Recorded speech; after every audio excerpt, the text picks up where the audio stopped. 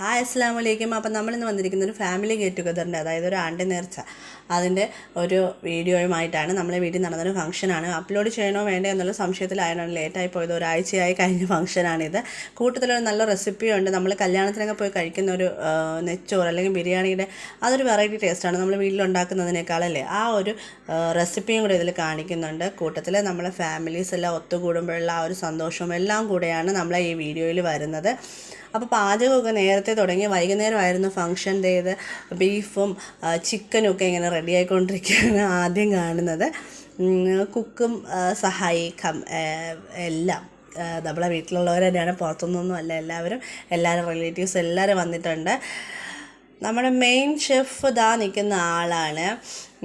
നമ്മൾ ഇടയ്ക്കിടയ്ക്ക് റെസിപ്പീസൊക്കെ വെട്ടിച്ച് കളഞ്ഞ ആളാണ്. നന്നായിട്ട് എടുക്കാനൊന്നും പറ്റിയില്ല. ഞാൻ എങ്ങോട്ടെങ്കിലുമൊക്കെ അത്യാവശ്യമായിട്ട് കയറി പോകുന്ന സമയത്ത് റെസിപ്പീസിൻ്റെ മെയിൻ ഇൻഗ്രീഡിയൻസൊക്കെ നമുക്ക് പറ്റിച്ച ഒരാളാണ് ഈ നിൽക്കുന്നത്. അപ്പോൾ ഇടയ്ക്ക് കുറച്ചൊക്കെ മിസ്സായിട്ടുണ്ട്. ഇതാണ് സ്റ്റാർട്ടിങ്. നമ്മൾ എടുക്കുന്ന ആ ഒരു റൈസ്, അരിയുടെ ഇരട്ടി വെള്ളം വെക്കുന്നുണ്ട് ആദ്യം. അതിലാണ് കാര്യം. മെയിനായിട്ട് ആ വെള്ളം വെക്കുന്നതിനാണല്ലോ എപ്പോഴും നമ്മൾ ശ്രദ്ധിക്കേണ്ടത്. കുക്കറിലായാലും നമ്മളല്ലാതെ വെക്കുന്നതായാലും മെയിനായിട്ട് ഈ വെള്ളത്തിൻ്റെ അളവാണ് ശ്രദ്ധിക്കേണ്ടത്.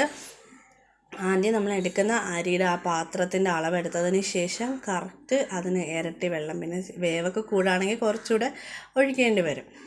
അതിന് ശേഷം അതിൽ ഡാൽഡയാണ് ആഡ് ചെയ്ത് കൊടുത്തിരിക്കുന്നത്. ഞാൻ പറഞ്ഞില്ലേ കുറച്ചൊക്കെ എനിക്ക് മിസ്സായി പോയെന്ന്. എന്നിട്ട് ഇങ്ങനെയാണ് ഇതിൻ്റെ മിക്സിങ് വരുന്നത്. സംഭവം ആദ്യം ക്യാരറ്റും പിന്നെ നമ്മുടെ സവാള, പിന്നെ പട്ട, ഗ്രാമ്പ്, ഏലക്ക അങ്ങനെയൊക്കെയുള്ള ഐറ്റംസ് എല്ലാം, ഈ ജിഞ്ചർ ഗാർലിക് പേസ്റ്റ് അതെല്ലാം കൂടെ ഒരുമിച്ചൊന്ന് മിക്സ് ചെയ്ത് മാറ്റി വെക്കുന്നുണ്ട്. അതിനുശേഷം അരി കഴുകി വൃത്തിയാക്കി വെള്ളം തിളച്ച് തുടങ്ങിയപ്പോഴാണ് അതിലേക്ക് ചേർത്ത് കൊടുക്കുന്നുണ്ട് വെള്ളത്തിലേക്ക്. ഇപ്പോൾ വെള്ളത്തിൽ വേറൊന്നും ചേർത്തിട്ടില്ല. പിന്നെ ഉപ്പൊക്കെ ഇനിയാണ് ചേർക്കുന്നത് ഇതിൽ.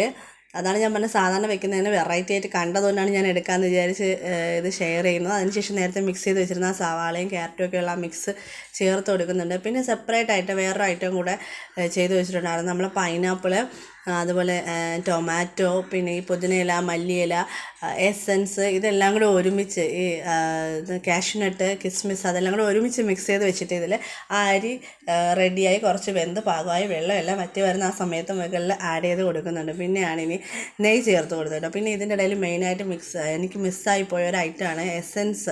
പൈനാപ്പിൾ എസൻസും അതുപോലെ ബിരിയാണി എസൻസും ഇതിൽ ആഡ് ചെയ്തിട്ടുണ്ട്. ആ വെള്ളത്തിലാണ് അരി ചേർക്കുന്ന സമയത്താണ്.